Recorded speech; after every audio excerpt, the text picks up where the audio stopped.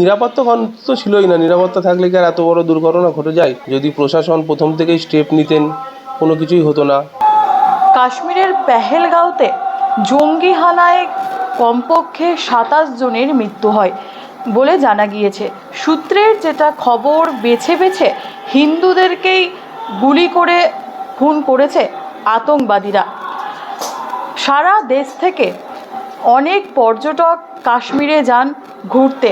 তেমনই কিন্তু নদিয়ার শান্তিপুর থেকেও এক দম্পতি কাশ্মীরের উদ্দেশ্যে রওনা দিয়েছিলেন। তারা পৌঁছে গিয়েছিলেন কাশ্মীরে, তবে কিছুটা দূরত্বে থাকার কারণে তারা প্রাণে বেঁচে যায়। এখন আমরা রয়েছি তার পরিবারের কাছে। আপনার বাড়ির থেকে যে কাশ্মীরে কবে রওনা দিয়েছিলেন? রওনা দিয়েছিলেন গত 16ই এপ্রিল, বুধবারের দিন বাড়ি থেকে গেছিলেন, আর পৌঁছেছে রবিবারের দিন রাত্রিরে। সোমবার থেকে ওখানে যাওয়ার কথা, ধসের কারণে পৌঁছতে পারেনি, শ্রীনগরে আটকে আছে। মঙ্গলবারের দিন যখন পেহেলগাঁওতে ঘটনা ঘটে তখনও শ্রীনগরে আটকে ছিল। আপনারা কখন জানতে পারেন এই ঘটনা ঘটেছে? আমি বিকালবেলা জানতে পারি, 4:30-5টা নাগাদ জানতে পারি এরকম ঘটনা ঘটেছে, ফোনের মাধ্যমে জানতে পারি। আপনাদের সঙ্গে প্রথম কখন কথা হয় এবং তারা কি বলে? আমি যখনই ওরকম জানতে পারি তখনই সঙ্গে সঙ্গে ফোন করি, কিন্তু ফোনে কোনো লাইন পাইনি। পরে আমি ওই সন্ধ্যের পরে বাবাই আমাকে একটা ওখান থেকে সিম কিনে ফোন করে বলে যে আমরা নিরাপদেই আছি, কোনো দুশ্চিন্তার কারণ নেই।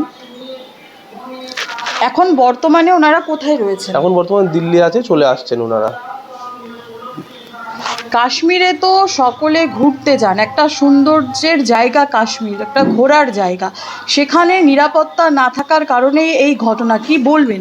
নিরাপত্তা তো ছিলই না। নিরাপত্তা থাকলে কি আর এত বড় দুর্ঘটনা ঘটে যায়? যদি প্রশাসন প্রথম থেকেই স্টেপ নিতেন কোনো কিছুই হতো না। প্রশাসনের সামনে দিয়েই তো জঙ্গিরা ঘুরে বেরিয়েছে। যেহেতু আতঙ্কে তো সবাই থাকবে, আর ভবিষ্যতে ঘুরতে যাওয়ার জন্যও মানুষ আতঙ্কের মধ্যেই যাবে যে কি হবে না হবে।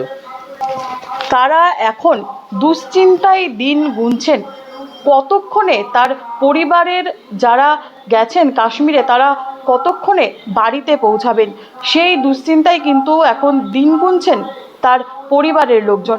নদিয়া থেকে কুহেলি দেবনাথ, খবর বাংলা।